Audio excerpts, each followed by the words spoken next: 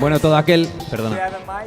We have a mic. Todo aquel que tenga preguntas, si podéis hacer una fila aquí, por ejemplo, si nos gusta aquí, la podemos hacer aquí, o si no allí. Y os dejaré un micro aquí al primero que venga. Mira. Y ya está. Y luego ya, pues, entre vosotros.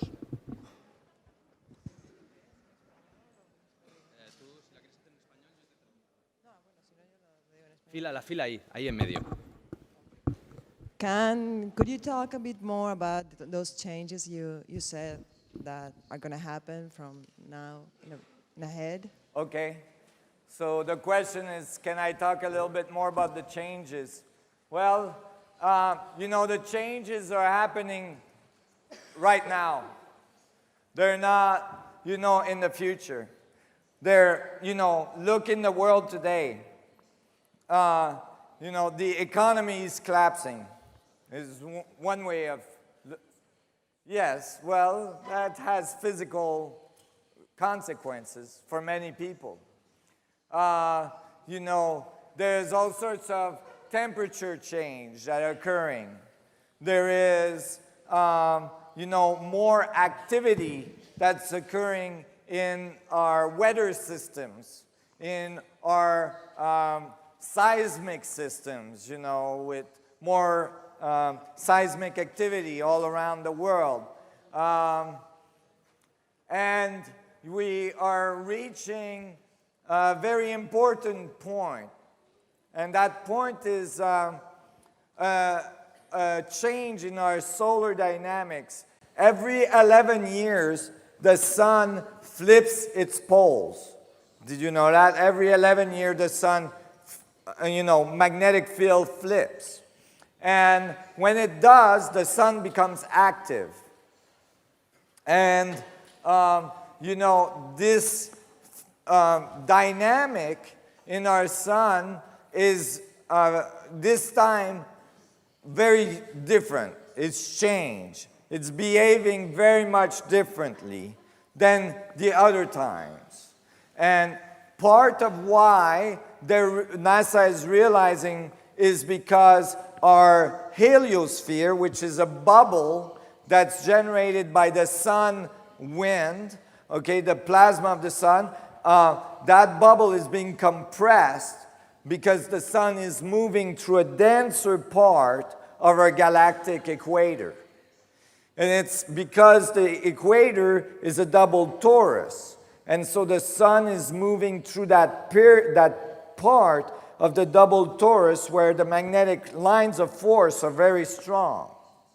And there's a lot of particles that are being accelerated from the galactic center. So we're getting hit by what is called galactic cosmic rays. So there's more radiation, planets are heating up, all the planets in our solar system. And so these are all the kind of changes that are occurring. How is that going to affect the Earth? It's already affecting the Earth. But, you know, you can imagine that we could have large earthquake. We could have, you know, volcanic eruptions like the one that stopped all the planes from flying not so long ago.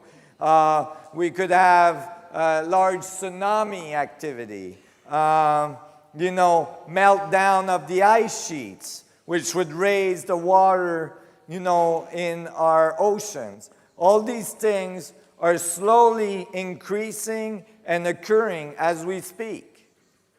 So you know, those changes are occurring, and at the same time, there's a change in our society that's coordinating because the way we've built our society is not sustainable.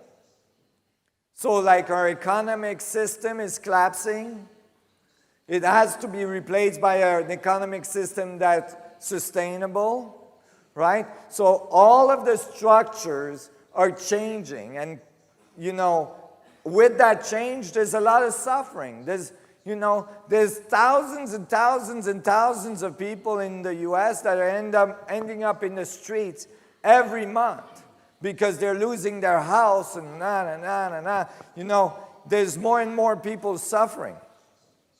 So these changes are occurring right now, and they're necessary because the old system has to fall for the new to come out.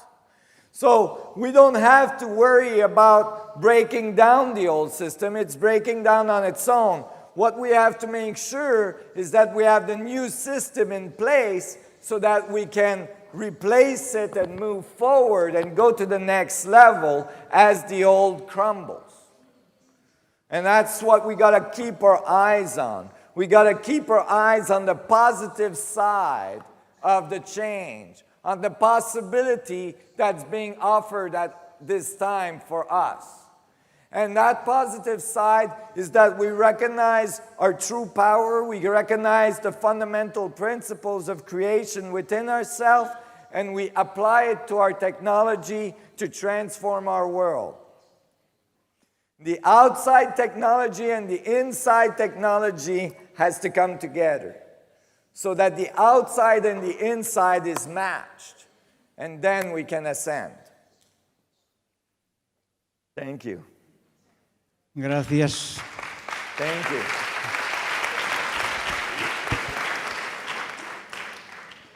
Quiero darte las gracias por compartir tu sabiduría y tu alegría de vivir.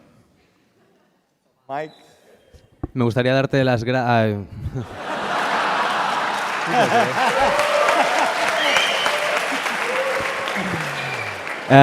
He would like to thank you for your knowledge.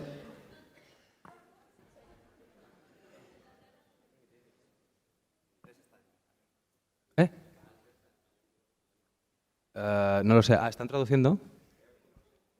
Bueno, es igual, no te preocupes. Ya vamos bien. No te preocupes. Dale ahí. En junio de este año, en Alicante, In June of this year, in Alicante, estuve escuchando al astrofísico doctor Paul Laviolette. I was listening to Paul Laviolette, Su teoría, su quantum kinetics.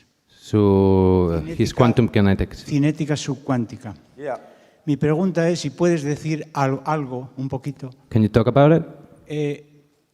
qué diferencias y qué coincidencias tiene su teoría unificada también, intento de explicar el origen de la materia y el universo con tu visión. What differences does it have with your theory? Between the theory of Paul Laviolette and mine. Yeah. Okay. My theory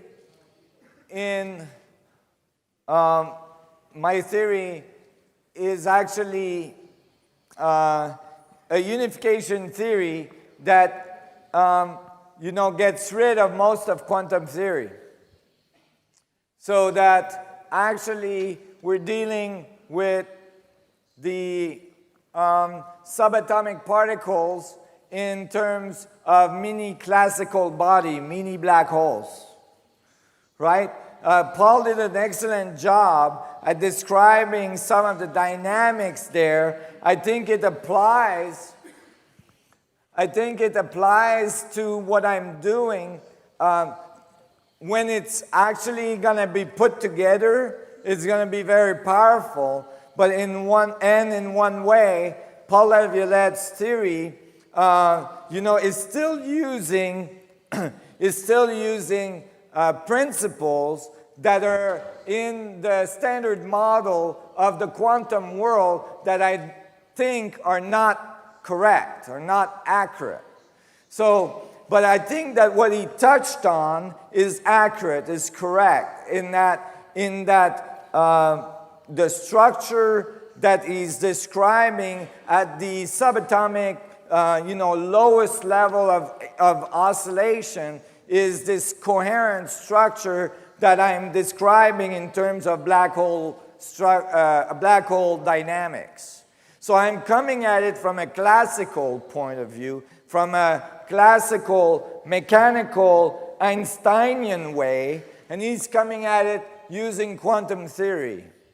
So,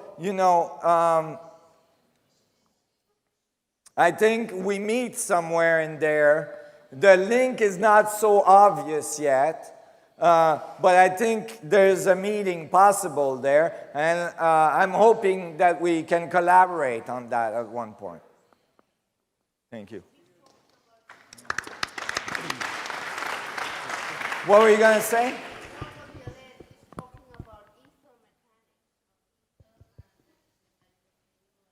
Right, the ether mechanics of the quantum world. Right. You see, that's the thing, is that ether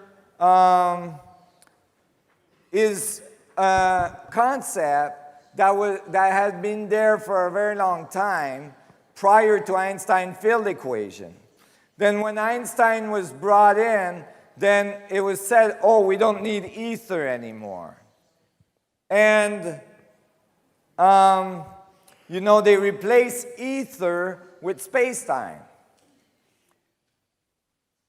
But I think that the confusion there is very difficult, because ether, now you have ether, space-time, and vacuum fluctuation, which is space-time fluctuating at the quantum level.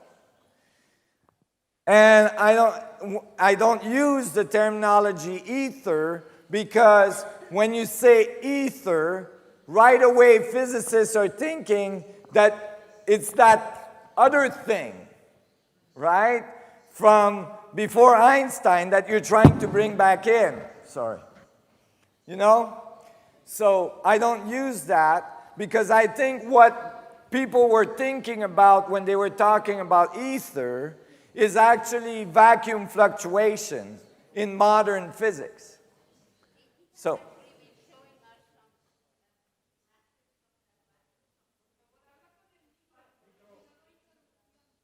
Right. So she was saying that he's been trying to show graphics of vacuum fluctuation to demonstrate ether. I'm saying that the vacuum itself, the fluctuation of the vacuum itself is the ether, right? So that if you add an ether on top of it, then again, it's like when you add the strong force, or when you add dark matter, like you know, you're adding complexity, or instead of trying to find the source, right? And I think the source is these vacuum fluctuations. So, go ahead. Hello. Yeah. As you say, everything comes from that net of the tetrahedrons, okay? And that net should be in everything, from the infinite little to the infinite big. Yeah. So that doesn't mean the things on the galaxy are put it in exact place. So the events about the huge energy from quasar or something like that are not in the intersections of that net, or it's something that we can draw a map where we can move with that net of tetrahedrons. I don't know if you follow me. So if you draw that tetrahedrons in the galaxy, in each cross or each intersection should be there where it's located a big star or black hole or something like this. Is something that we can use to draw a map of the galaxy where we can move. Navigate? Yeah, that's it. Yeah, that's a good question. Actually, if you were to look at superclusters, and that's very interesting, when they start to get enough resolution to be able to photograph superclusters, they realize that superclusters make huge octahedron tetrahedrons in the sky. So actually, you're right, it's actually there. Yes, the geometry of the vacuum gives you a map, a roadway on how to go through the system. And actually, that roadway is found in ancient tablets that were left on our planet. It's found in ancient tablets, like for instance, ancient Egyptian tablets that talks about how you move through the universe is to zigzag through the universe. And you know, that's what I was talking about before. You go through the center of the Earth, through the center of the Sun, through the center of the galaxy. That's the zigzag. And if we are able to draw it, where Yeah. with that net of the Yeah, we can. We can draw it. Very good. That's correct. Yeah.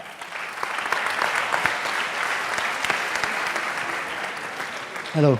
Hello. Is there any part of the body, the human body, that has a special meaning in terms of gravity?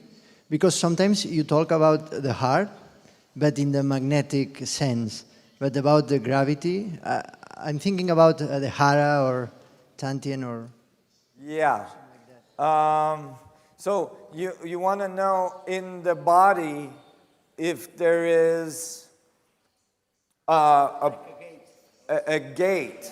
Right. So a singularity. Okay. So it's in every one of your atoms, right? Every atom has a singularity in the middle of it, according to what I found. And all the atoms together produce another scale singularity that's in the middle of your heart. Okay? And it's actually between the two ventriculars of your heart is a power source of the heart, and that's why it produces a huge magnetic field. Electromagnetic field can be measured, 12 feet away from you. And actually, this is still to be confirmed, but there's studies that show that when people die, 21 gram goes missing. That's the weight of that singularity. That's the mass of that singularity. It's actually 21 gram in E equals mc squared represent a lot of energy. Yeah? That's the information that you hold, right? And so, that is your center. And when I talk about the meditation I was talking about reproducing that field in your body, I talk about, when I teach it, I show that you can, like the crown chakra is actually the entry point of the vortex. This is why the saints are represented with a halo, is because when your vortex is spinning really, really fast, it might actually light up. And, and so it goes, and then the Kundalini rising is the vortex that's coming from the ground, and it meets at the heart, at the singularity in the heart, and from there it radiates the equator. That is your platform that defines your field in the universe. Yeah, my pleasure. Thank you.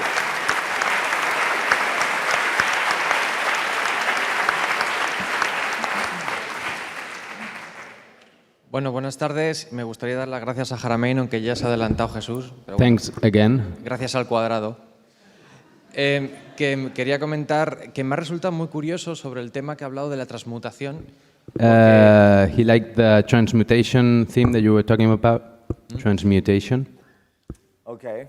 Porque leí hace poco un libro que se llamaba Agua Vida, de Victor Schauberger. He read a book about Victor Schauberger that's called... Y hacía experimentos con el agua, haciendo vórtices, y conseguía transmutar. O sea, el mismo efecto que He did experiments with water creating vortexes and... ¿Qué has dicho?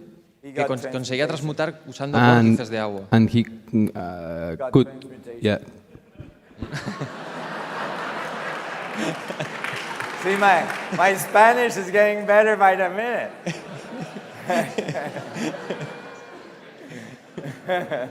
I'm tapping in the vacuum, There's enough Spanish morphogenic field around here, Okay, so your question is it similar? La pregunta es que a través del vórtice realmente es como se consigue la transmutación. Now I gotta translate the whole thing.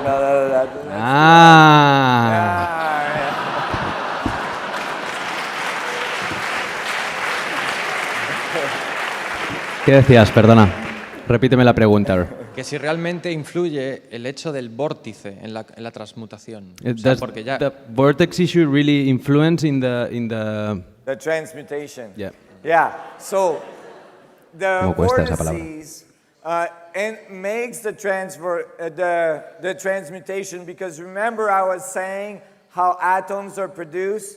They are coming out of black holes in the vortex, and the angle at which they come out produce the table of elements. Well, you know, if you now it's spinning this way, now it's one element, and you put it in a field that moves that vortex to another angle, now you got a different element, right? So you just got to produce a field that's strong enough to make the change. Now, you can do that mechanically, like Schallberger did it mechanically, by mechanically spinning the water, but it's not so effective. If you do it, you can spin the water to get these effects, or you can spin the electromagnetic field, you can spin the gravitational field, you can spin the structure of space-time, and the water will, or the elements will respond, right? Because it's the structure of space-time that's spinning these elements in the first place. Remember, atoms are little vortices of space-time itself, vortices of the vacuum itself. And so you can, if you're influencing the vacuum, you can change these angles at will.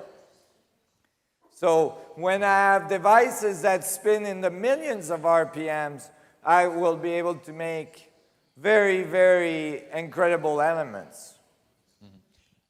una cosita más te quería comentar. Me ha resultado curioso el hecho de ver la bobina esta circular, que sería como la pancake coil de Tesla. I saw your, no sé cómo se dice bobina en inglés. Coil. Ah, I saw your coil and it was really, I liked it. Tesla coil, pancake coil. Ah, it seemed like Tesla's Oh, coil. yeah, absolutely. These coils is like a combination of Schallberger, Tesla, and many other, like, you know, all put together.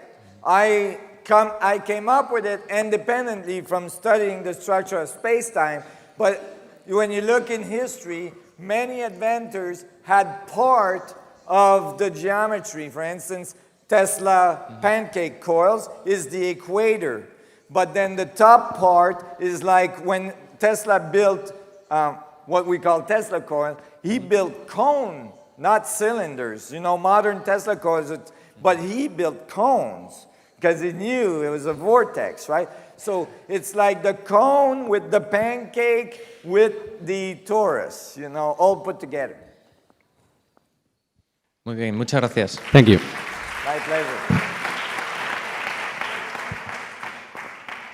Hi, Nassim. Hello. Your talk contains a really positive message about sharing knowledge and advanced civilization and so on. But I'm afraid that the economic system that we live in will try to get your ideas, buy them, and get your inventions, and maybe in hands of multinationals or big corporations, all your inventions won't be shared so fast and won't be shared by so many people in a way that are cheaper to get or even free to get and share. Is there a plan that you have so that way we don't let everything be controlled by this I big have corporation? a plan.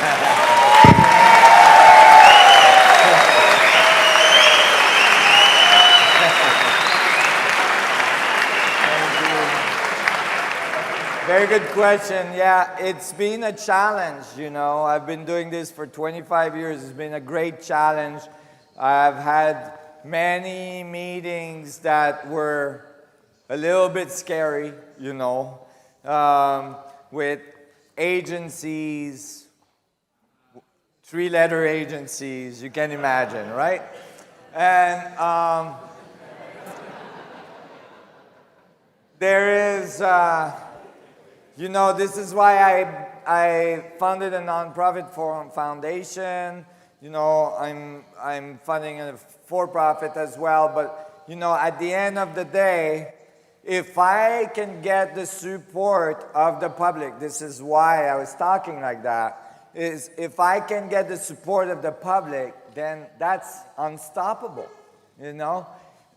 If I don't have to go and look for money in, you know, support by corporation or by individual that wants to tie string to me, many of the times that I lost funding is because I wouldn't allow strings to be attached, you know? So it's, you know, this is it's part of the plan. You know, I'm making sure, I assure you, there is things in place that make it so all the information is already available to the public. Thank you. Thank you.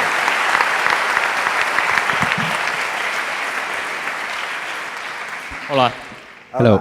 Muchas gracias por tu trabajo, tu búsqueda de la verdad y Thanks es for para mí un honor estar aquí your delante work tuyo. and your search of truth, and I'm happy to be here with you. Thank you.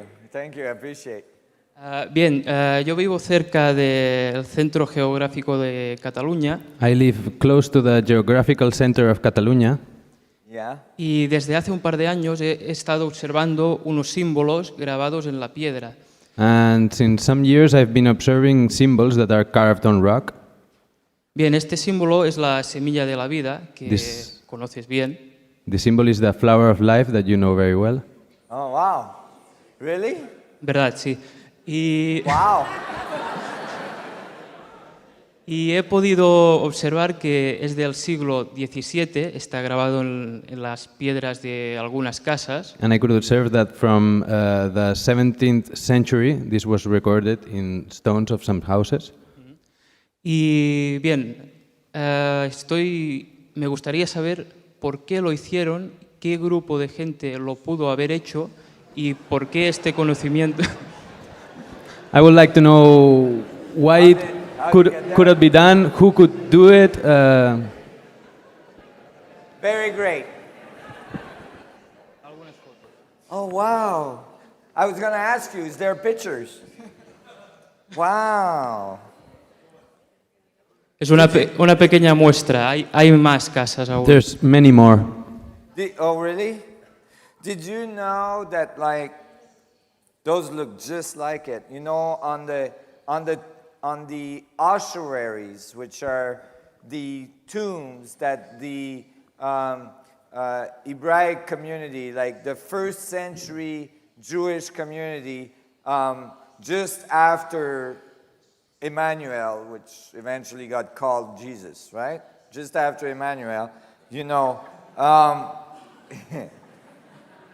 some people cut that, you know, is this symbol on the ossuaries, right?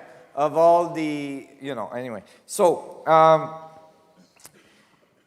I was asking you about this. Me? What? Yes. When? You should have known about this. What's wrong with you? I don't know. Then, oh, he's giving me the look. When I arrived, I said to Marco, I said, you know, Marco, I didn't have time to talk about this today, but the Knights Templar,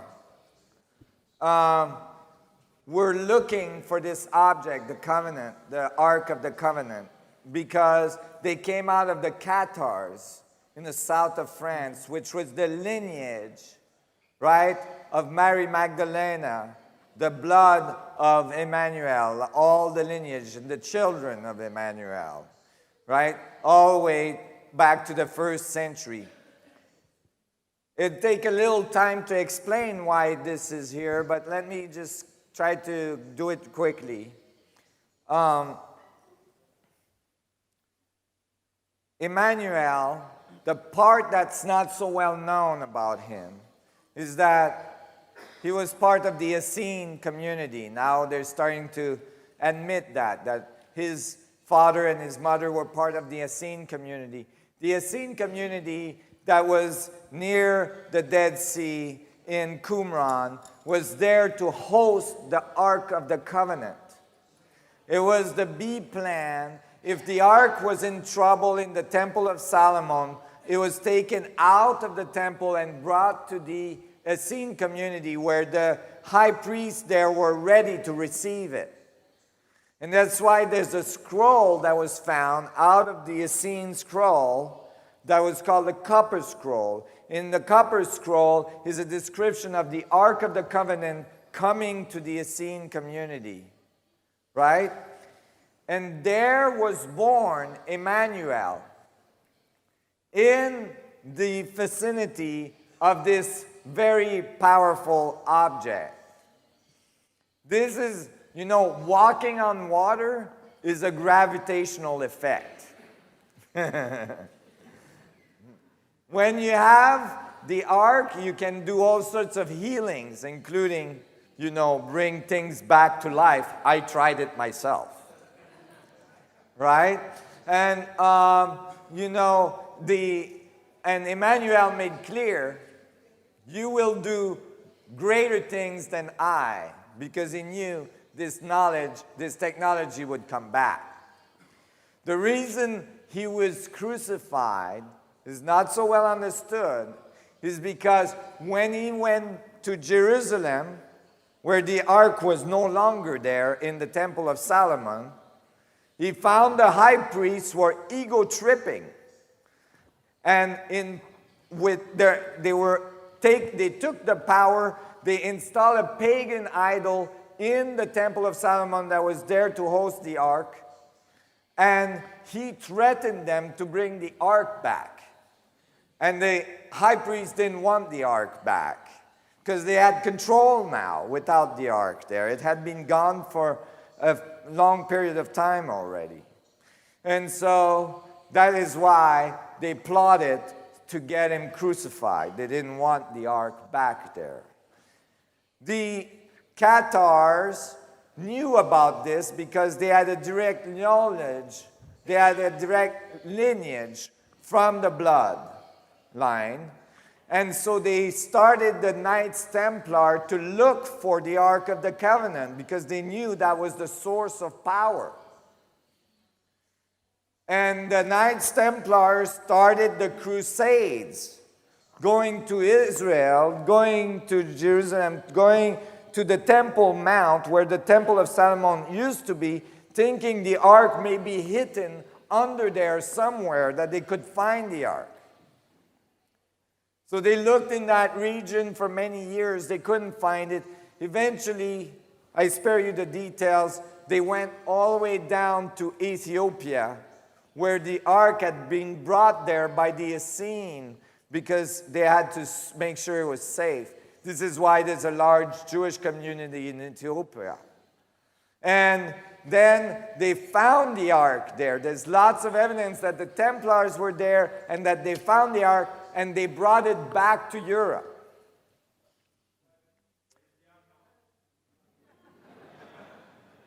That's a whole other thing. When turns out that these objects, there's many of them, because the civilization that was there prior to our written history, the civilization that built the huge pyramids, that built all these crazy temples with these huge rocks, that civilization had many of these devices. They had direct contact with the extraterrestrials. They had many of these devices. And many of these devices were left all around the world. And Edgar Cayce, do you know about Edgar Cayce? The sleeping prophet? Study Edgar Cayce. He was very precise about many things. And he talked about where these objects were left. And he talked about the one, you know, in Ethiopia, but he talked about the one that was under the water, that was in Bimini, that was creating the Bermuda Triangle. And then he said that there was one that was left in the mountains, in the Pyrenees Mountains in Spain. And yes. And this is why when I arrived here, I said to Marco, do you know anything about something strange? Some strange symbols, some strange evidence, something around that would, and so I'm glad to find this.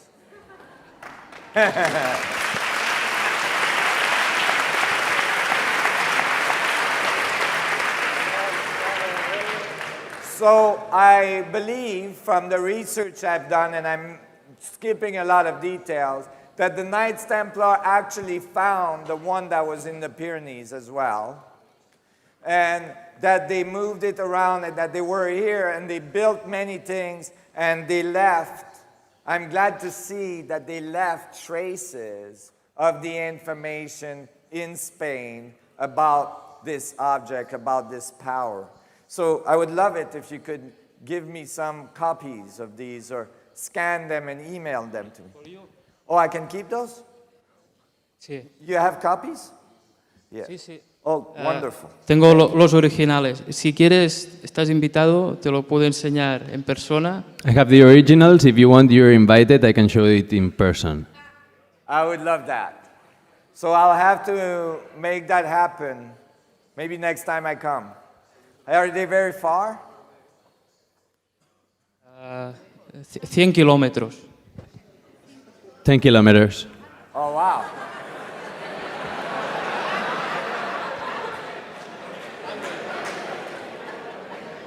Is it getting shorter over there?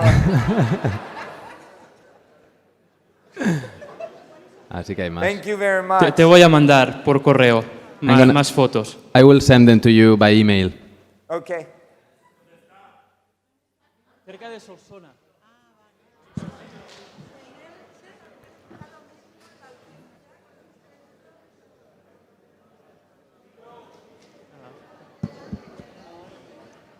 Cerca de Solsona. Thank you so much.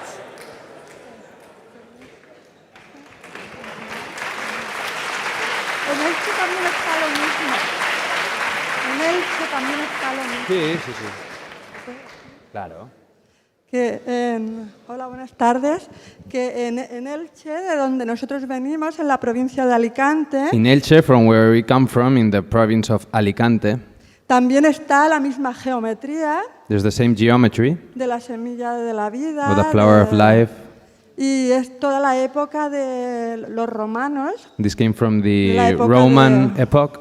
templos de la época de Julio César, César Augustos, que eran Temples grandes iniciados. from when Julio César, Julius Caesar, and Augustus. Tenían este conocimiento y tenían esa figura que tú has hecho de cuadrados y tetraedros. Está en un templo enorme lleno de geometría sagrada. They had this knowledge and the figures that you were showing full of sacred geometry symbols. Wow. Y corrobora que a lo largo de este planeta todas las grandes civilizaciones doradas han mantenido el conocimiento. ¿Repites? Que eso corrobora también que en general en este planeta todas las grandes So civilizaciones this shows that all great civilizations in this planet had this kind of knowledge. han mantenido el conocimiento. Yeah, well, so that would predate the Knight Templar, right? That would Estás predate- invitado. Yeah. So that's what I was saying. You're invited. This information was there prior to the Templars coming, but the Templars probably knew what they were looking for, so they follow all the symbols, all the information. That's probably how they found the one that was here in Spain. So it'd be interesting to try to map it all out and see if we can find it again, if they left it here, or at least find where it was holding. There must be a temple somewhere, there must be a chamber somewhere where it was put. Now, in the chamber where it was put, when the ark was at the Qumran community near the Dead Sea, that chamber was found. The real Indiana Jones, Wendell Jones, the Indiana Jones was inspired by a real archaeologist, Wendell Jones, which was the archaeologist that followed the copper scroll of the Dead Sea Scrolls that describe where they put the ark, right, in the caves of Qumran. And he found the cave.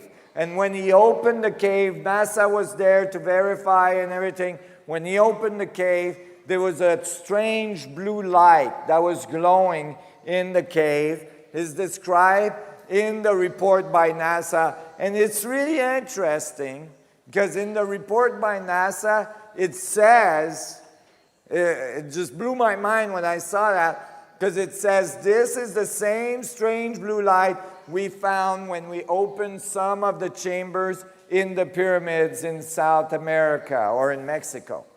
So that actually places the ark as well in Mexico and South America, or Mexico at least. So, you know, because when this object is in full power and you leave it long enough in one region of space-time, it leaves an imprint, right?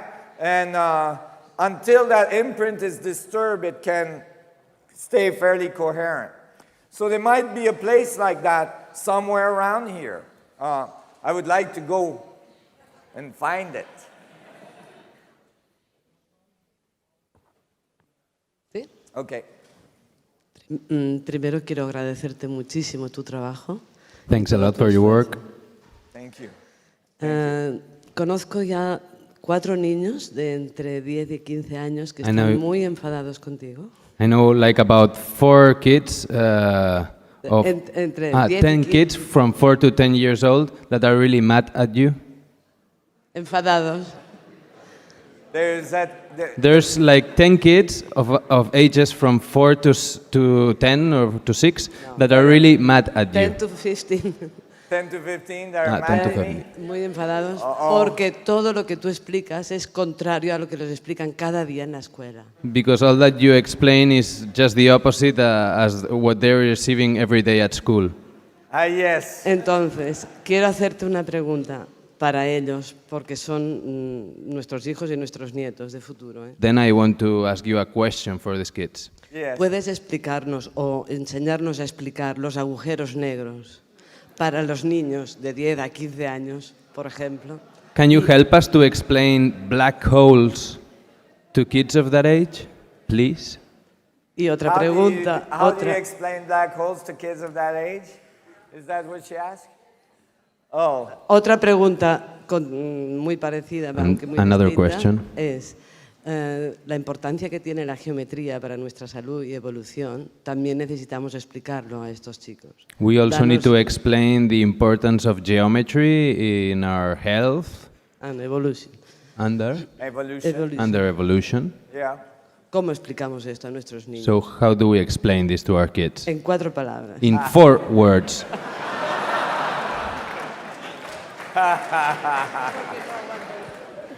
Okay. Number 1.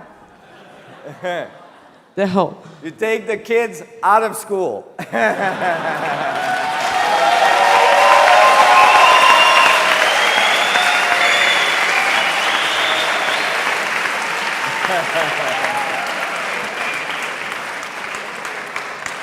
Or at least put them in schools that are alternative, that, you know, allow kids to be creative.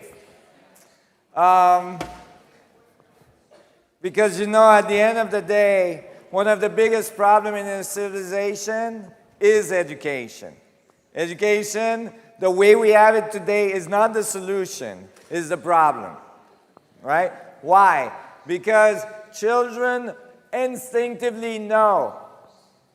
You know, when you teach a 7-year-old, the universe, you know, came out of a big bang, the first thing they ask, where did that come from? Right? Es más fácil a los 7 años que a los 15 o a los 14. It's easier when they're 7 than when they're 14 or 15. Ah, yes. By that time, a lot of damage has been done. So, you know, children have knowledge to give to us, but our educational system doesn't allow that. We assume they don't know nothing, and we got to teach them. Education, true education, should give the resources to the kid so that they can, you know, make their own decision. This is what we think. This is how we came up with this solution. This is the math we're using. We don't know if it's right. What do you think? Instead of saying, this is the fact. And if you don't repeat that fact, you will fail. You must be a sheep. You must follow all the other sheep over the cliff, right? Now,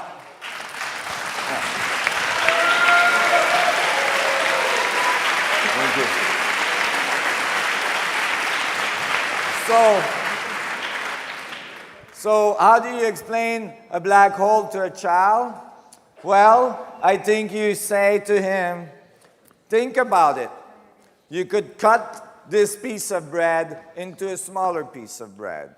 And you cut this piece of smaller bread into a smaller one, and a smaller one, and a smaller one, and a smaller one. And then you could say to the child, do you think we can cut this to infinity?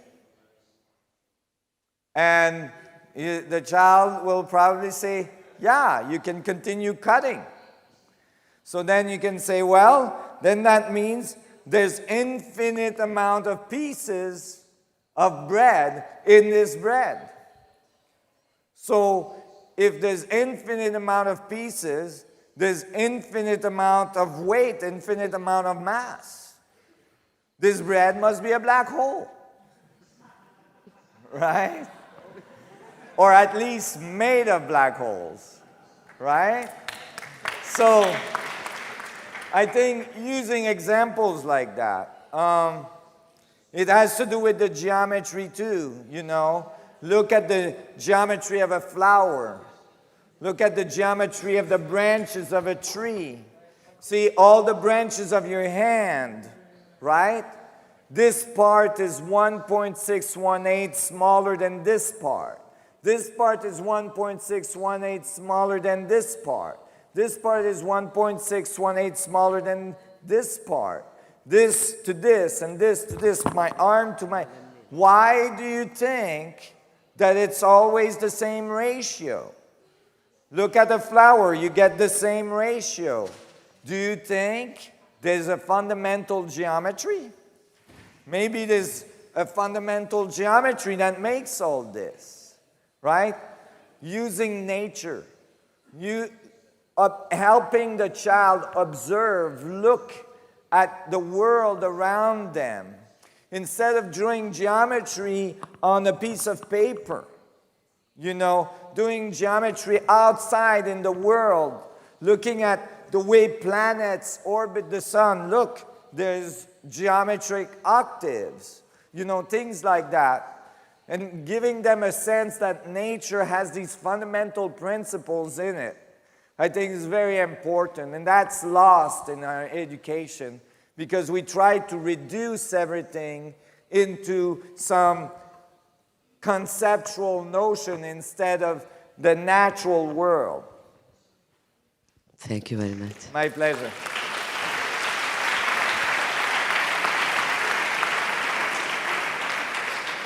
Hello again. I got a conflict with the concept of vacuum because what I can't understand is how can we measure the distance in vacuum? Because if we have one thing here, one thing here and another thing here, and there's vacuum between them, they should be touching each other. And if not, you can just make a through. One atom here, one atom here. We have vacuum in between. Yes. How are they touching? Because if there's vacuum is empty space, so there's nothing between them, so they should be touching. No, vacuum is full. Hay que no has escuchado.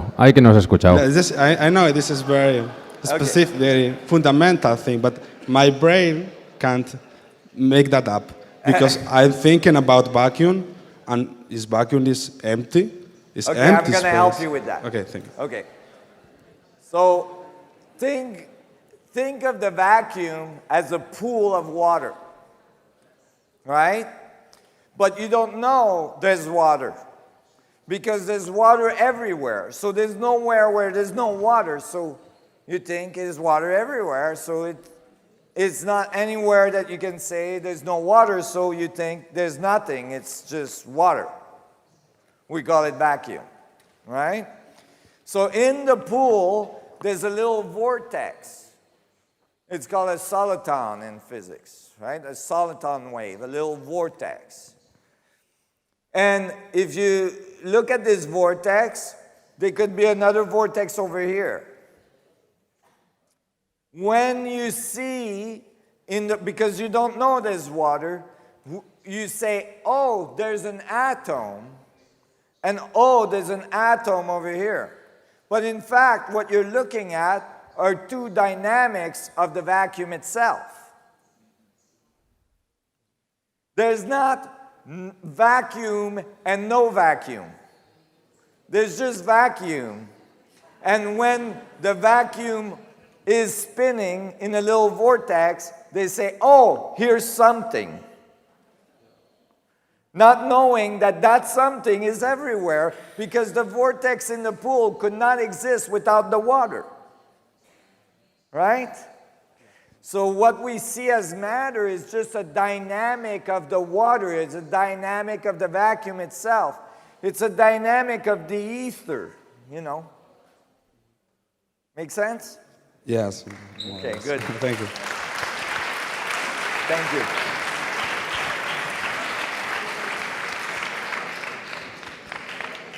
Hola, buenas tardes y Hello. gracias por este día tan vacío. Diría lleno, pero... Thank you for this vacuum day.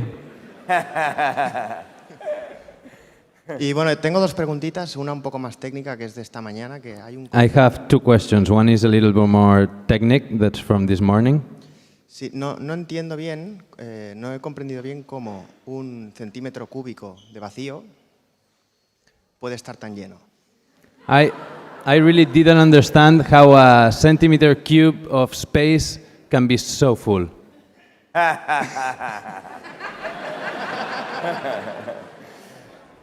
Well, okay. Well, let's see.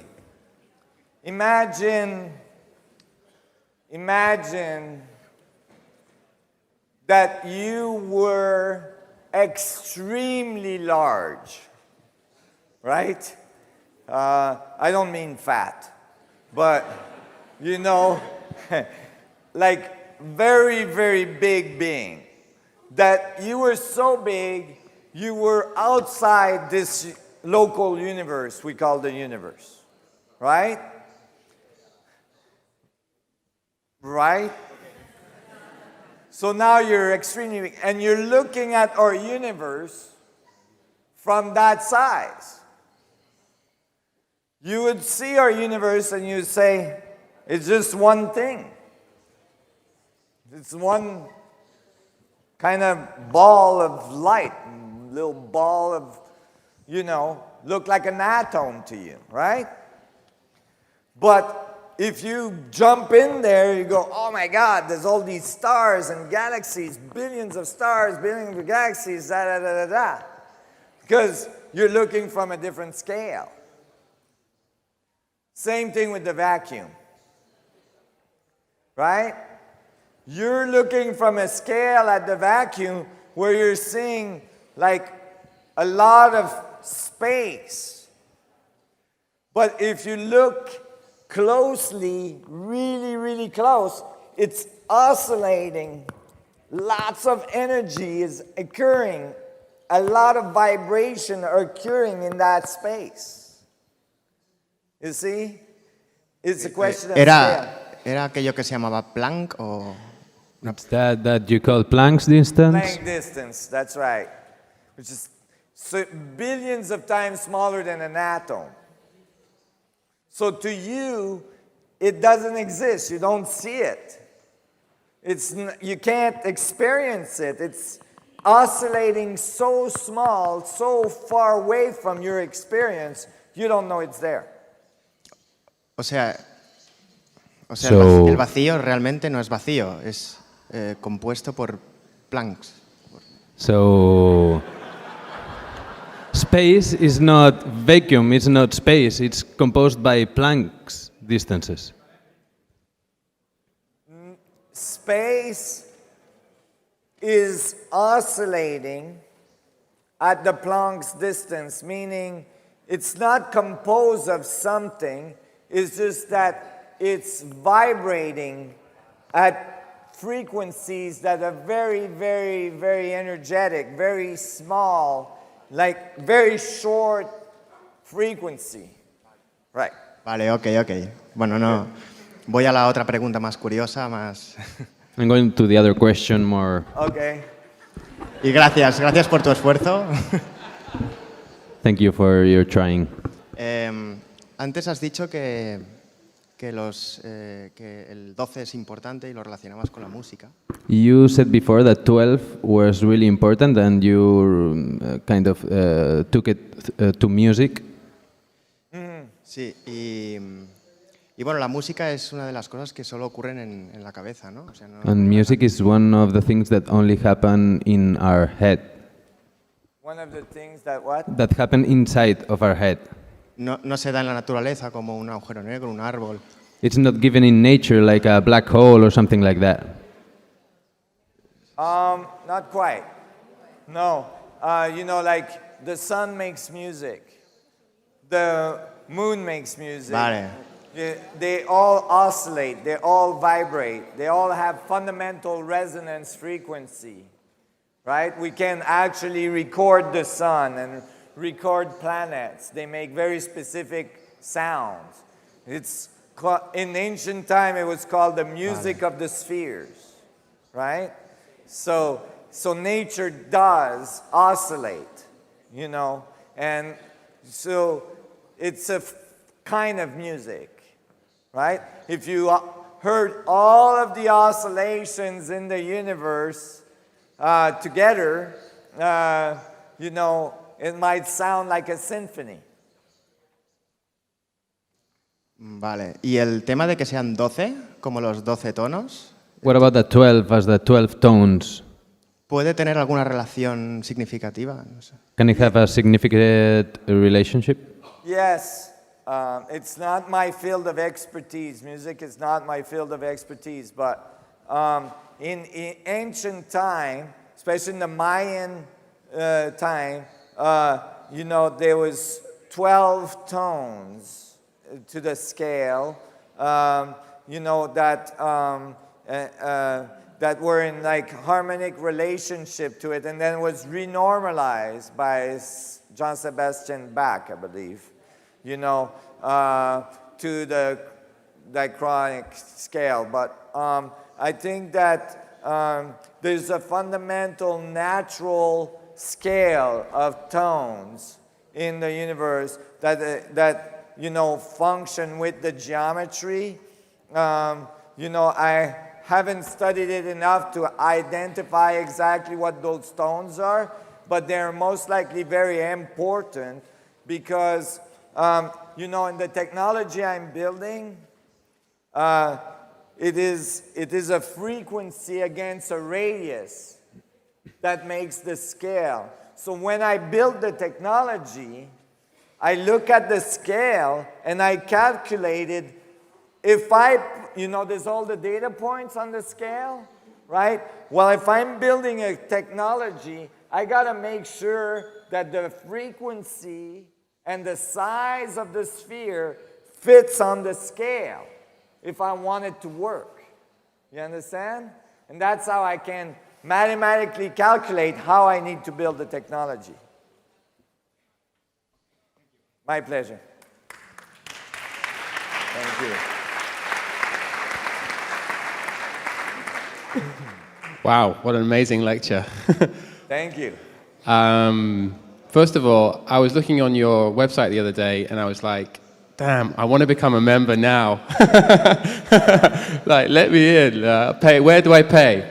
Right, I appreciate. Thank you. We're really working as hard as we can to actually get that going. It's taking us some time. Okay, I'm like, watching my email. Thank you. Secondly, backtrack a bit. When I saw you in Malaga last year, you talked about anti-gravity and about devices that you've had preview of. Right. And I wondered if you could talk any more about that. Not really, yes. Or maybe. Well, let's say that, there is technologies that are being invented by different inventors around the world, including some labs that are, more official labs. Yeah. But as well, many inventors that are getting gravitational results from these kind of spinning devices, spinning large, high-density magnetic fields. Yeah. And so, it's advancing very rapidly. The tricky part is to be able to release it into the world, and that's on its way. But there's not much more I can say about that. That is, like, some of the results are very, very exciting. You're talking about things literally lifting up, In some cases, devices lifting up and going through the roof of laboratories, last time seen going towards the sun, So, there is technologies on their way to do this. It's a little bit tricky, but we're getting very, very close. We're approaching that time. And, hey, I never finished that story about the Vatican. This is the first time the Vatican agrees with me. The Vatican is talking about it. They're releasing stuff about, saying it's okay to believe in extraterrestrial. Yeah. Christians can believe in extraterrestrial. They're like, thank God. It's like, thanks, But, they're saying they probably don't have original sin. You don't have to run out there with your Bible and try to convert them. They're already saved, And, all these governments are releasing their UFO files and all this. The reason is that these guys know they're on their way back. Why are they on their way back? Because we're on the way to them. Yeah. So it's a meeting. Yeah. We're approaching that time where we're going to lift off. And when we lift off, we're entering a larger community. And, we have to kind of play nice. Yeah. And so I think this meeting is about to happen. And so, but we have to make our part. We have to come up with it. We have to understand it. In the earlier evolution that was there prior to the cataclysm, that technology was given to man. And it worked for a while, but then it created problems because we didn't have the maturity to understand what we were dealing with. So this time, we have to gain that maturity. So, it's getting very, very close now. Very close. How far away do you think we are from having that kind of stuff, available? It's in the next few years, in the next 5 years. Really? Yeah, absolutely. No doubt. For people to actually experience? Yeah, for people to actually experience that level of technology. It's not going to be available right away. Like, you won't right away be able to buy a car with a red button that like makes it lift off, right? But experimental crafts will become, not available, but like publicly known. Tests will be conducted. It won't be long after that when you get to the airport, it won't be tarmacs, there won't be runways. It will be a hovering ship that you're getting on. And it won't be long after that you will be able to go to the airport, get on one of those hovering ships, and go and orbit Jupiter for the weekend. Sounds like fun. Because it's not a big deal when you have gravitational drives to go and travel around your solar system. It's just a question of a few minutes to get there.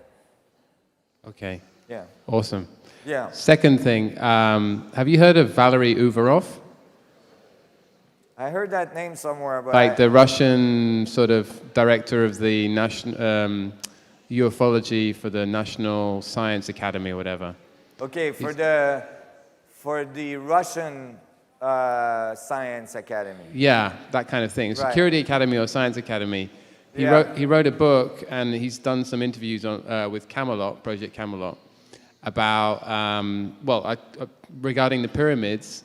That they've been building pyramids recently in Russia, and he mentioned something which was that like a power source put in the pyramid creates a whole special effect, which resonated when you talked about the ark being put in the pyramid.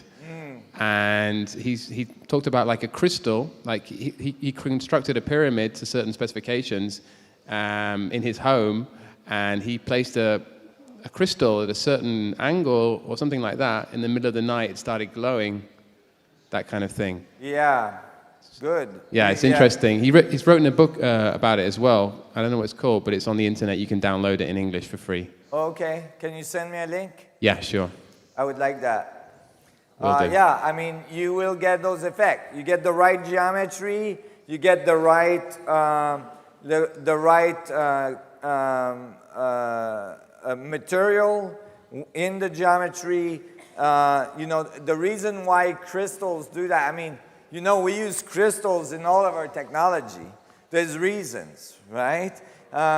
It's because the geometry of the molecule is a tetrahedral molecule, and so it interacts with the structure of the vacuum, you see, very nicely.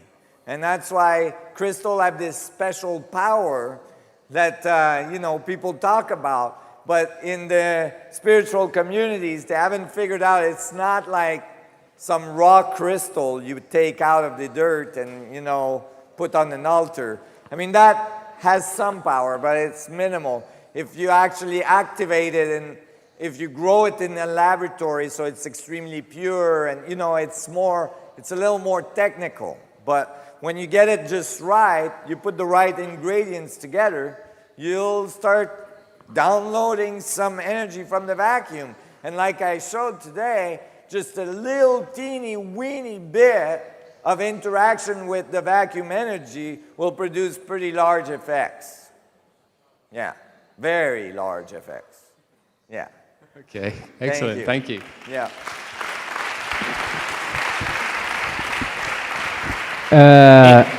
Intentad ser breves en las preguntas. Sí. Sé que queda mucha gente. A lo mejor queréis utilizar parte del tiempo de saludar a NASSIM para seguir haciendo preguntas. Okay.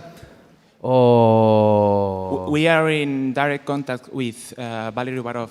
If you are interested, at the end of the event, we can talk. Oh, okay, wonderful. Thank you.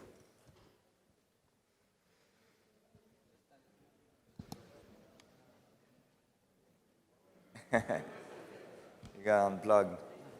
Gracias por las 8 horas de hoy y las 27.000 que nos hemos pegado en casa cada uno con tus conocimientos. Thank you for the 8 hours of today, for the 27,000 hours that every one of us looked at you at home.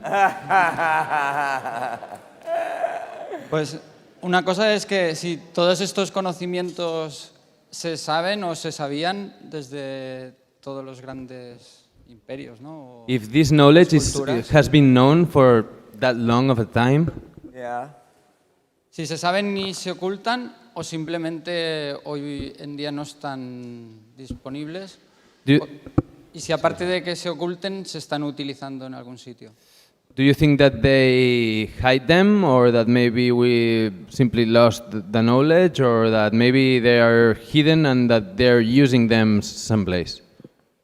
I think that many of those things, I think that the advanced communities, what I call the Galactic Federation, you know, after the last cataclysm, said, okay, we need to take away this technology from these people because they need to grow. So I think many of these devices were removed and taken away and hidden. The ones that were left were hidden, and then there was a certain control on where they went and how they were moved. For instance, I think there was a certain amount of control about, you know, the one of those devices being taken out of Egypt. When Moses took it out of Egypt, that was a way to like make sure that the knowledge wouldn't be lost, and as well to make sure that the device was used properly. And then that was taken out to Jerusalem. And anyway, so many of these devices were still around, but yes, they've been hidden. They've been kept away from us because we were not ready to have this level of power. ¿Y ahora mismo se están utilizando? ¿Hay alguno en funcionamiento aquí? Is there some of these in functioning right now? Like there is. Some of them are functioning.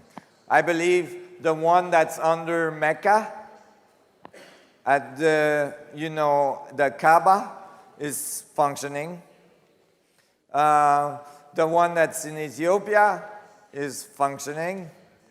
The one that used to produce the effect in the Bermuda Triangle is no longer functioning, but was functioning until fairly recently.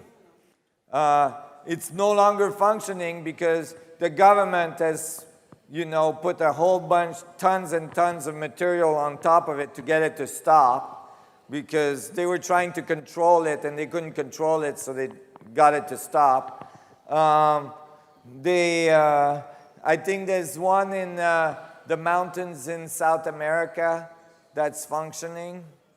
There may be one in China that's still functioning. So yeah, I think there's a bunch of them that are still going, but I think they're getting weak because, you know, you can charge them and get them to spin and go for a few thousand years, but eventually they run down and you have to charge them again. Dos cosas muy rápidas ahora. Too quick stuff. Got a whole list of questions. Yeah, I see. ¿En qué afecta la masa de agua a la rotación de la Tierra? Does the quantity of water in the Earth affect its rotation? Yes. Yes, it does. Like, for instance, when there was the tsunami, right, a few years ago in Asia, the tsunami produced a change in the Earth axis, a small change, but yeah, the quantity and the position of the water does affect the rotation of the Earth. Why did you ask that? Porque hay mucha agua aquí y parece ser que fuera en los otros planetas no hay. Because there's lots of water here and in the other planets there's not. ¿Quién la puso aquí? Who put it here? Then what? Who put here the water? Who put the water here? In the Earth. That is a good question. Well, you know, one of the reasons we have water on this planet, there's other planets with water. You know, some of the moons of Jupiter have water. I mean, there's frozen water on Mars, you know, there's frozen water on the moon, you know, there's there's water everywhere we look. Actually, 15 years ago, when I was talking about life in other places in the universe, scientists always would tell me, there's probably very little chance for life to be somewhere else in the universe because there's not so much water in the universe. But since then, we've got really good telescope to look for spectral lines of water, and actually we can't find any place in the universe where there's no water. They're finding water even between galaxies, just floating around in intergalactic space. So, there's water everywhere. It depends in which state the water is. Actually, did you know that water comes out of the sun as well? Like water comes out of sunspots? So actually water is being produced everywhere. There's water everywhere. It's very common. And the reason why this planet accumulates the water is because it's in the right position, for liquid water to exist. But on many other planets, it might just be frozen water, ice. Y dices que se viaja a través de los agujeros negros, ¿no? Del agujero negro del centro del Sol al agujero negro del centro de la Tierra. You say that through the black holes of different, like the sun or the earth, we can go across them and travel? Yes. Que es un sistema para viajar que utilizan los ovnis, ¿no? O los UFO. That it's like a system that UFOs use. Yes. O sea, que This is why, for instance, in Mexico, you see, or near volcanoes, there's a lot of UFO sightings. Because the volcano is like a direct vortex to the singularity at the center of the Earth. Or, the vortices we call sunspot on the sun. Some of them are 13 times, 14 times the size of the Earth. You can channel through. Y en ese viaje, por lo mismo que hay varias escalas, cuando un ovni entra en la Tierra y mide 1 metro de diámetro, si va hasta el Sol, aumenta su tamaño en la escala.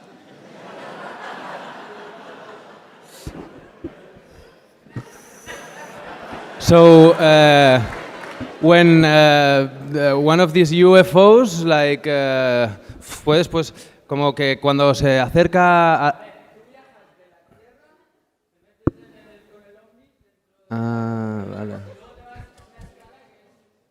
Vale. So when you travel, for example, through the black hole of the Earth to a scale that's much bigger, does the ship like grow big or shrink or something like that? When it goes from a level like the Earth through a black hole like the Sun, towards a black hole like the Sun, like it's very different size. Does the ship go big, or is there some change in scale? No, you have to think about it as information going to singularity, transferring from one singularity to another, right? So it's like you're entering the net. Information, all the information is here, then all the information is here, then all the information is here.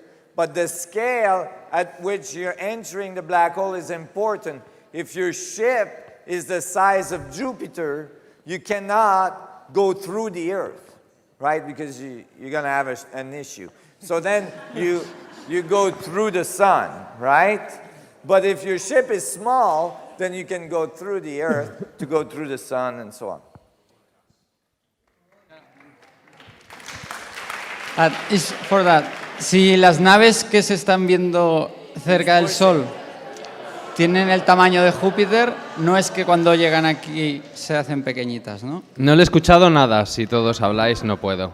Lo que digo es que las naves que se supone que se están viendo cerca del Sol son grandes como Júpiter o la Tierra, tal. Esas no podrían entrar aquí si no se hacen más pequeñas, ¿no?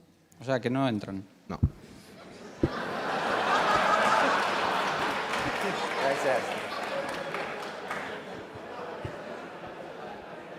Thank you, Nassim, to be so you. patient. Well, there is people waiting, so I'll try to be fast. because this is very complicated.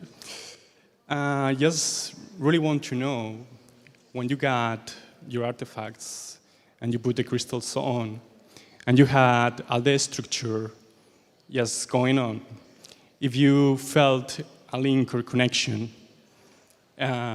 through that energy, like a feedback. With this technology? Yes. Yes, I did. I didn't talk about that, but yes. When this thing started, you know, I could actually, and I can still, connect with it, mentally connect with it, like, experience it, and then spin the field up or spin it down. So yeah, it interacts with your consciousness. Eventually that would be the way you actually fly the ship. You would just think of moving in a certain direction and the ship will go. Well, I was thinking in health, basically, because in the meaning of health, of healing, if you're going to give these crystals, yes, for the people, it's important to have a personal touch with the crystal, right, and not a communication to the crystal through other people, because that. You know what I mean? No, I mean that for healing. I mean if you're going to sell these crystals, churches, yes. It's a personal work through the crystal. Yes, it's a feedback with the crystal. Yeah. So and actually I was a little bit able to measure that like if I take the crystal and I put it in your hand, it pulses at a certain rate. And if I put it in somebody else's hand, all of a sudden it pulses at a different rate because it's interacting with you, so it's harmonizing with you. And this is why this is completely different technology than most of the technology you get out there, because the technology you get out there typically imposes a pulse on you. But in this case, it's just reinforcing your natural pulse. It's, and bringing it back to its original state, to its original blueprint. Okay, thank you. Yeah, my pleasure.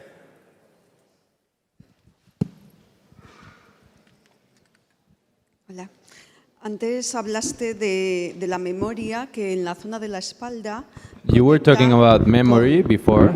No vayas muy rápido que si no me pierdo. Ah, vale. Bueno, la memoria que en la zona de la espalda conecta con la estructura del espacio-tiempo. You said that de la espalda. Sí, eso creo que entendí. No lo he escuchado.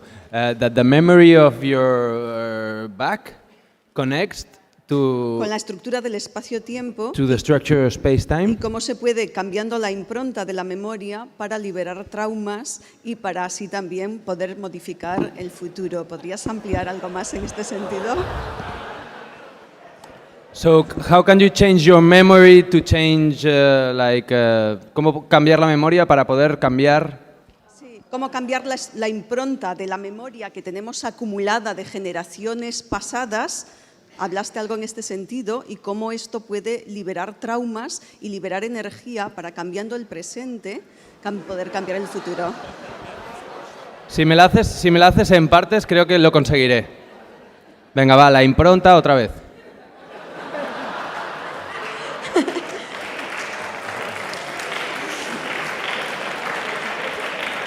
Did you answer the question? No. Perdón. Venga, va. Cómo cambiando la impronta de la memoria. How if we change the memory of the past, of our past generations, okay? Exacto. Se puede cambiar los traumas que pueden estar enganchados al pasado para poder modificar el futuro.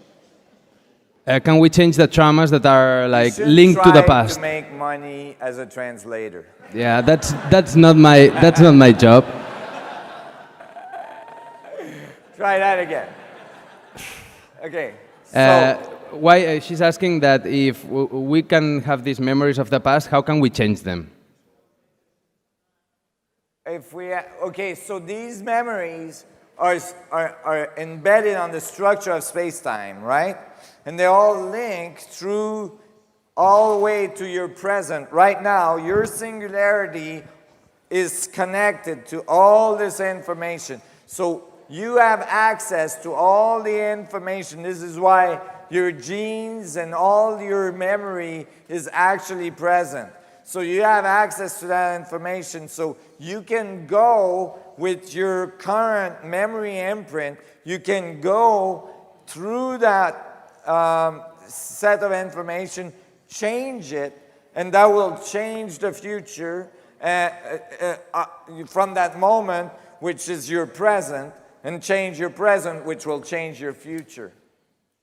So, you know, how? With you going to singularity, with you going inside towards your singularity, that's your link to all that information. When you go there, you can make that change. I actually done it to change an aspect of my body, and it worked. Meaning, I actually found the gene through the memory imprint, through generation to generation, changed it, and it changed my body in the present. I was witnessed. Yeah. How did you know? Do you know about that? ¿Y cómo conectas con tu singularidad? ¿A través de la meditación? And how do you connect with your singularity? Through meditation?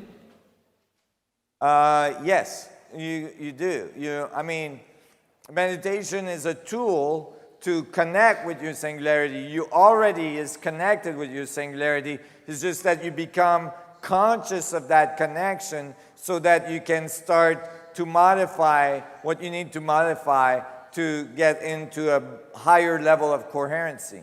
So meditation is a good tool. So any technique of meditation that helps you go inwards towards that point of stillness is a good technique of meditation. Yeah. Hablaste de que es tiempo de que salgamos, de que la humanidad salga al exterior. ¿También podrías ampliar un poquito esto? ¿Qué significa exactamente? ¿Que salga de dónde? Oh, by the way, I just want to let you know, there's other, there is catalyst. You understand catalyst? Catalyst that can help as well find that point of singularity, right?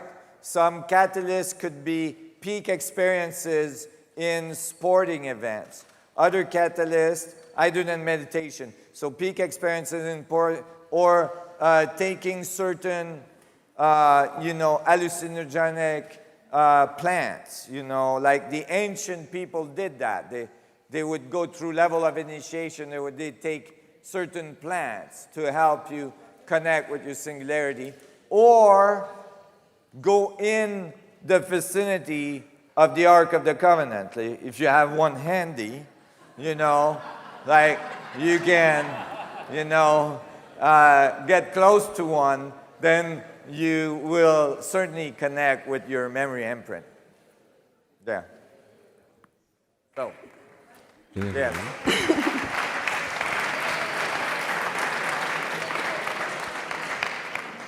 Sí, dos preguntas cortitas. Bueno, cortas para hacer. Dijiste que es tiempo de que la humanidad, de que estamos preparados o deberíamos estar preparados para salir al exterior. ¿Qué significa We have esto to be exactamente? prepared, like to go to the exterior. You were talking before about that it's time for humanity to get up and go to the exterior. Do we have to get prepared? Yes, you should. You should get prepared. And one way to prepare is to, first of all, be able to visualize that this is happening, to experience it, to know it's happening. Second is to, I've started to talk about this publicly.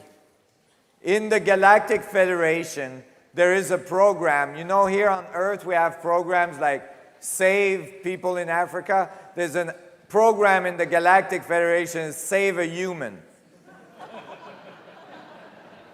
They feel bad about us, And So when people in the Galactic Federation, and there's a lot of people, they participate in Save a Human program, they donate a ship. So there's a ship for every single human on this planet.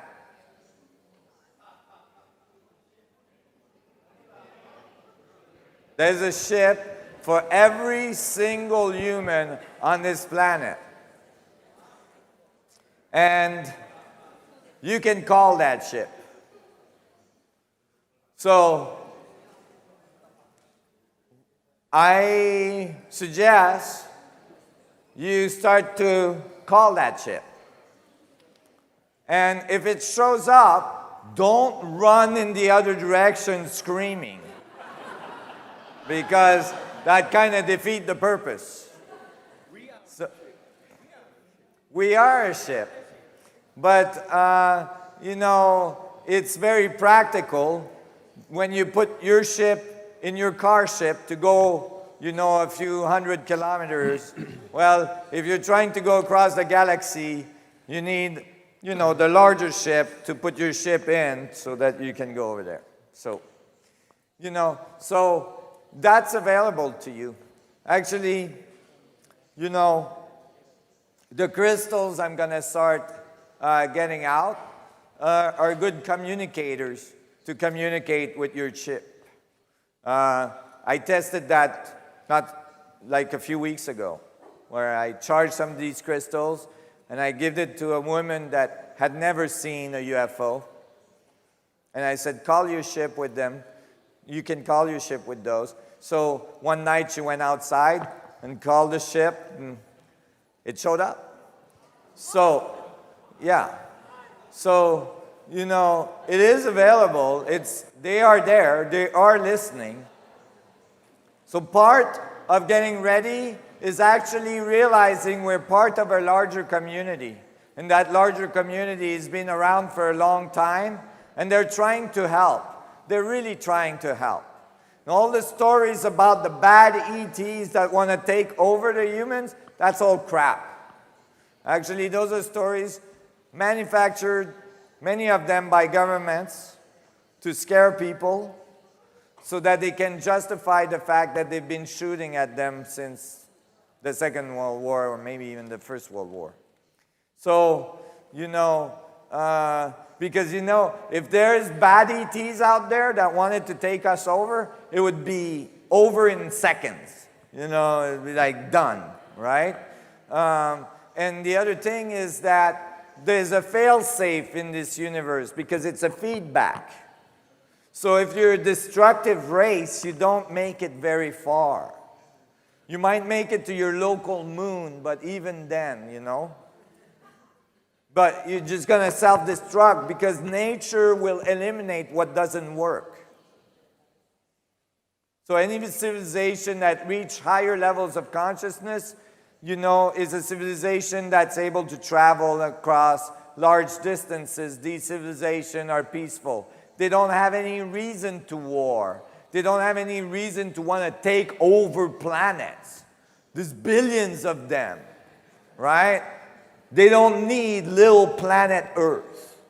These concepts come from people that are very egocentric. They think, oh, we're so great. They need us. You know? No. They're trying to help. Right? Yeah. Thank you.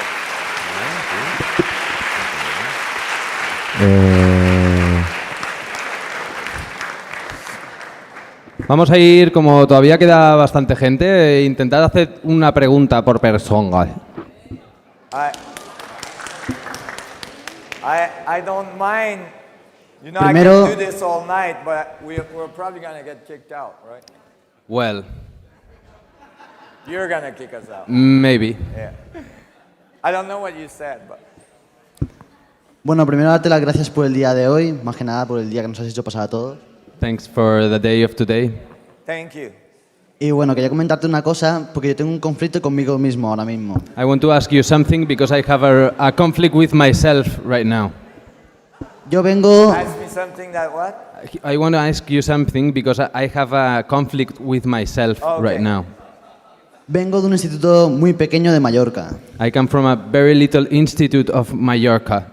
Y ahí si te llevas mal con un profesor, te llevas mal con todos los profesores. And there, if you don't agree or don't like or don't treat well with a teacher, that happens with the rest of the teachers. You know, So if that happens with one teacher, it happens with the rest of the teachers. Okay. Y da la casualidad que con el profesor que no me llevo bien es el profesor de historia. And the teacher that I don't like is the history teacher. Is a history teacher, yes. Bueno, sí. Este año lo vuelvo a tener y volveremos a tocar el tema de las pirámides, que fue por lo que discutimos. This year, I'll have him again. I have this teacher again, and he's going to talk about the pyramids, and we argued because of this. Yes. Y lo que no sé hacer es si volver a discutir con él, porque sé que está diciendo una mentira a todos mis amigos. And I don't know if continue arguing with him, because I know he's telling a lie to all of us. Y acabar otra vez en la sala de profesores, o bien tragarme lo que dice el libro y aprobar la asignatura. I don't know if to kill all the teachers or...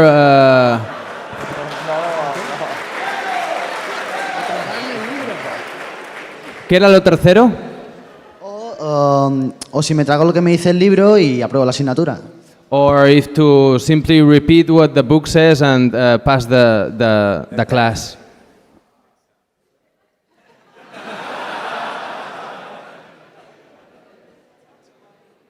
It's a sad thing, isn't it? Well,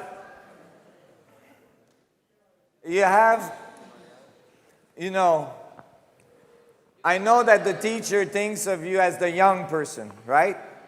But you have translation, you can understand? Okay.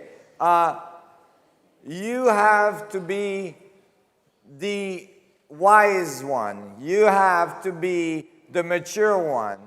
You have to be the one that has compassion, because you're dealing with somebody that doesn't understand, that is not aware, right? It's like dealing with children, right? And so you have to actually, arguing with him is no good. It won't work, right? What you have to do is accept that this is his reality, accept that this is his beliefs, that you have different beliefs. Now, if they need you to write on this piece of paper his beliefs, right, then you can write on this piece of paper his beliefs. They don't have to be yours, right? So that they give you a test, they give you a mark, right? The mark is marking the fact that you can repeat his beliefs, right? Not yours, right? Y bueno, le quería decir una cosa, rápido. Venga. Que hay en una red social, es sobre una red social de jóvenes sobre todo. Hay una página solo dedicada a él, en la que solo en Baleares hay más de 2.500 jóvenes que le apoyan. There's a social network in the Balearic, and there's 2,500 people in that, and it's about you. Que si crea esta impresión solo en Baleares, en España y en todo el mundo debe haber seguro que millones de jóvenes que le apoyan igual que yo. Otra vez, que me han distraído por aquí. ¿Qué digo? Si solo en Baleares hay más de 2.000 personas 2.000 jóvenes que le ayudan, en el mundo seguro que hay millones de jóvenes que le están apoyando como yo ahora. Y que la gente como él es la que ahorra un buen futuro para nuestro planeta. If people repeat this all along the planet, many social networks are created, dedicated to you, eventually there will be changes. Thank you so much. Thank you for your help. Thank you. I appreciate. That's what we need. But remember, when you get opposition, you have to be the wise one. Because you know, and they don't. Muchas gracias. Lo primero es un honor estar aquí y It's a honor poder being here. escucharte. Thank you. A ver, llevamos todo el día escuchando sobre el giro. Todo We've lo que has been all day explicado, long listening about spin. Spin, yeah. el doble donut que giraba, nuestra singularidad que hace el mismo efecto, las espirales, todo gira. Entonces, nosotros giramos con el planeta, con la galaxia, pero realmente los seres humanos normalmente nos movemos en línea o nos estamos quietos. She's saying that everything's spinning, like from galaxies, everything, but that here humans, like where's that spinning us? Like we move in straight lines and... Pero But normalmente nosotros caminamos en línea o nos quedamos quietos. Pero yo soy bailarina de ballet I'm a ballet dancer, Yes. y llevo toda la vida girando. and I've been all my life like spinning. Yes. Sobre mí misma. Yes, yes, good. Eso. Yes. Y yo me pregunto si girar sobre nosotros mismos a determinada velocidad tiene algún efecto sobre nuestro cuerpo. The question is if the spinning on top of ourselves produces some kind of effect on our body. Absolutely. This is why the spinning dervishes, you know, is a form of meditation. A way to connect to the center is the dervishes. You know about spinning dervishes? Yeah, they spin for hours and hours and hours and they get into that place, you know. Derviches. Yeah. Como los derviches. Yeah, and that's from, you know, Rumi, right? Rumi. And so, you know, but I want to make sure you understand, you have never, ever, ever, ever, ever walked in a straight line. Yes. Right. Because you're on even if you did a very good job, you're on the surface of a planet. Sí, se lo he dicho, pero no lo ha traducido. And Encima las culpas a mí, ¿no? She said it to me, but I didn't translate it. and okay. Estoy muy cansado ya, muy cansado. Una cosa más. And the spin, and although you say humans are not spinning, every atom you're made of is spinning at the speed of light. So you're spinning right now, like seriously spinning, right? It's just that because they're all arranged together in such a way so that you look like you're not spinning, that is not the case. You are spinning at the speed of light right now. You're a little light being spinning, right? Pero si además giro a determinada velocidad, ya dices que sí tiene un efecto, pero normalmente la Tierra, bueno, normalmente no siempre, la Tierra gira en un sentido, la galaxia gira en un sentido, pero yo puedo girar en los dos. She's saying that like the Earth spins one way, galaxies spin one way, but I can spin both. ¿Hay alguna diferencia en el efecto que pueda causar en un ser humano? Is there some difference in the effect that this can cause in a human being? Yes, there is. And if you want to have a most positive effect, depending if you're in the north hemisphere or in the south hemisphere, you want to spin in the correct direction. ¿Cuál es la dirección correcta? What's the right direction? Look at hurricanes in the south, in the north hemisphere, and spin in the same direction. And look at typhoons in the southern hemisphere and spin in that same direction. Spin in the natural Coriolis direction that nature utilizes. Okay. Yeah. Thank you. My pleasure. Yo no sé si seguir, ¿eh?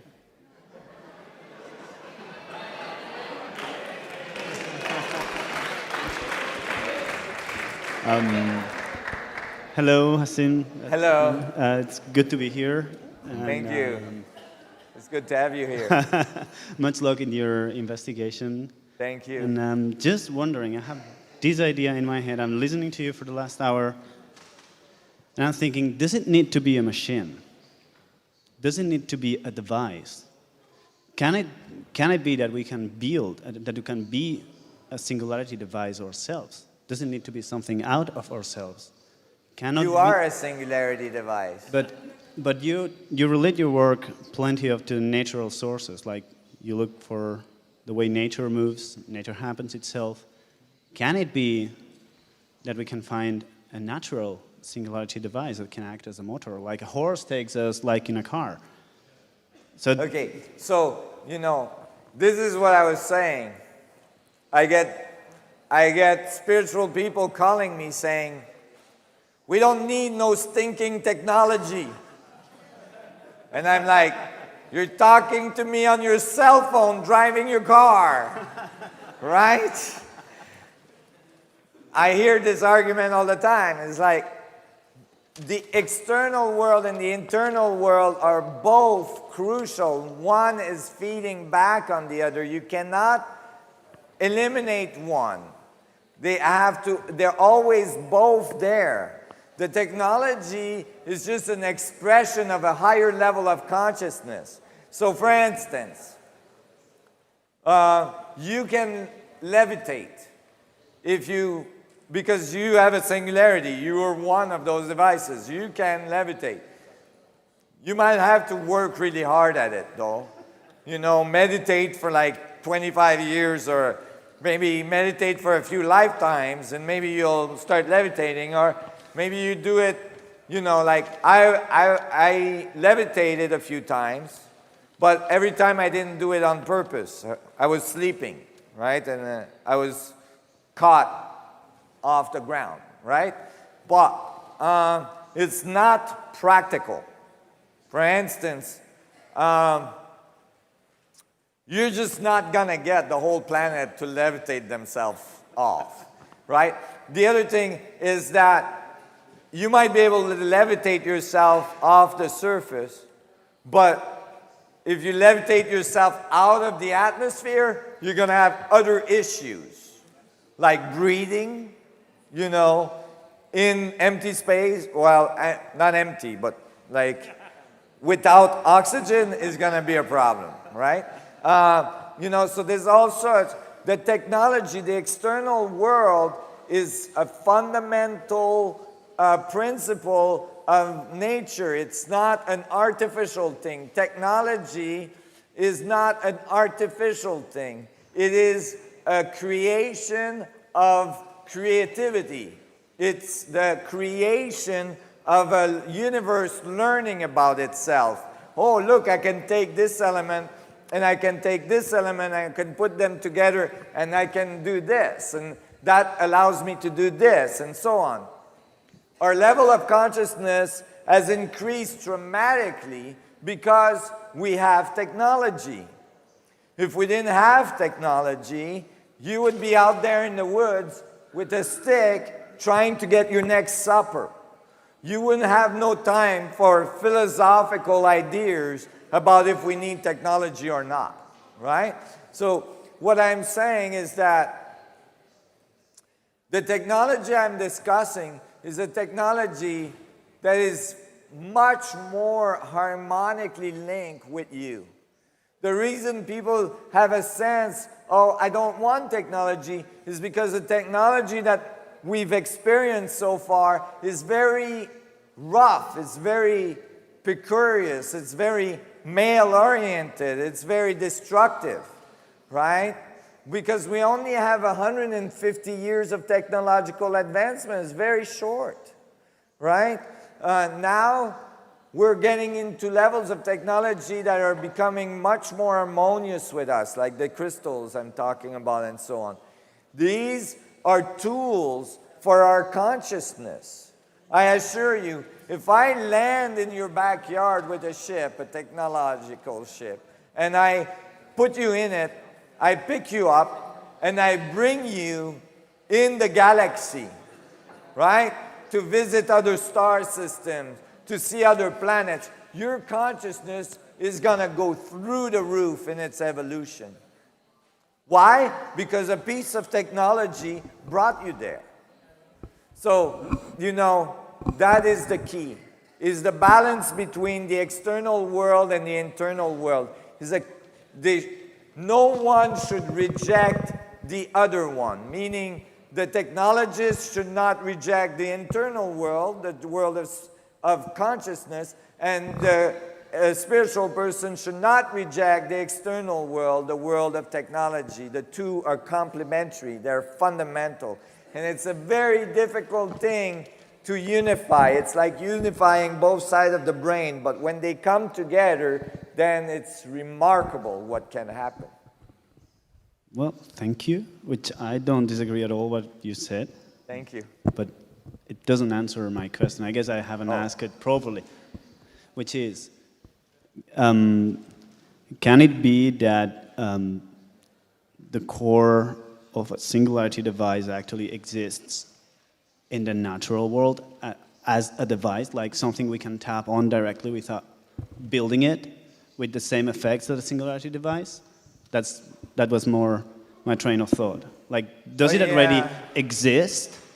In the natural world? More than a conflict between technology and the inner world, and whether I am or not. It's like, does it might be that already happened, that maybe a celestial sphere, it is already a singularity device happening naturally in the universe?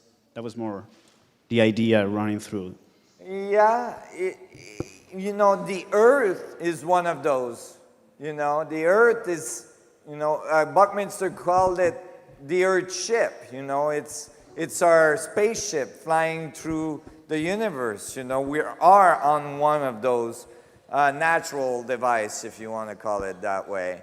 It's just that it's, you know, it's on its own course, and you wouldn't want to take it off its course. And so, you know, by building one that's built for that purpose, then you can have it go where you want it to go, you know, and have the elements in it that you need so that you can go where you want to go with it. Kind of makes sense. Thank you. Thank you. Chicos, lo sentimos mucho, pero si queremos que todo el mundo se pueda despedir un poco de NASSIM, tenemos que dejarlo aquí porque quedan 20 minutos exactos y si no, os tendremos que echar aquí a patadas. No, ni respuestas cortas ni nada, ya lo siento. Escribirlas si queréis y se las paso en un papel y que os las conteste por email o cualquier cosa. Thank you. Lo siento muchísimo. Thank you so much, everyone. Thank you. Thank you so much.